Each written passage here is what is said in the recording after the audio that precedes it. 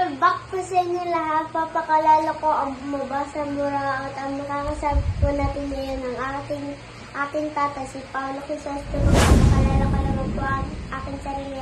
Ako po si Catherine Beatrice Crisostemo. Ayan, so si Beatrice, siya yung naglagay ng cellphone. Parang kasi kami dalawa lang sa bahay, so walang kumukuha, di ba? So ikaw yung nakakaalam kung paano mag-vlog. Anyway, happy Tuesday. Tip namin, okay lang naman. Para quick vlog lang kami ulit. GBT, alright? Right. Ayan, wala si Michael ngayon eh. Wala eh. Sa hapon kasama na po. Okay. So, well, congratulations kay Chairman Relly. Lahatin mo na lahat ng, tingin ko ito yung magbibigay ng 8,000, mga 10,000 ibibigay nito pataas. Ito yung isa sa pinakamahirap ko nakitang GBT. So, medyo nagsisingkin na yung galing ng GBT ngayon. Kaya, congratulations, Chair Relly. Kumbaga, ayan, bonus sa aming mga course owner to. Kaya, yung mga innovation ni Chairman, medyo maganda naman. Alright? Alright. So, race number 1, gusto ko, sabi ko nga, mukhang maganda itong LGBT, ay hindi, GBT lang. So, first choice ko yung static, dihado kagad. Second choice ko yung Bohemian. Ang galing nung panalo niya sa GBT nung naran. So, 3 and 4. Alright. Alright. Kinapag-ginaga na si Beatrice eh.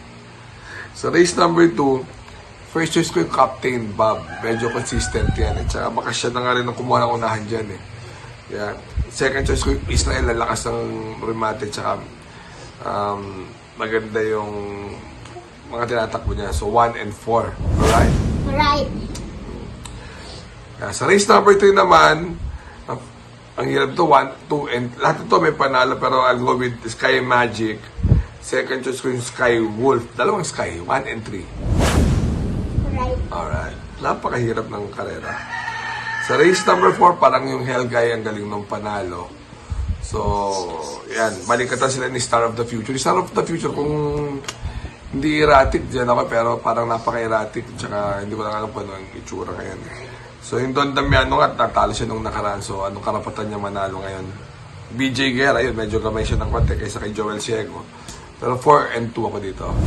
Sa race number 4, alright? Yan. Sa race number 5, ang hirap na naman ito. Pero yung first choice ko, yung parating second placer na Animo Lasal. Second choice ko yung Hook the Hustler, 2 and 3.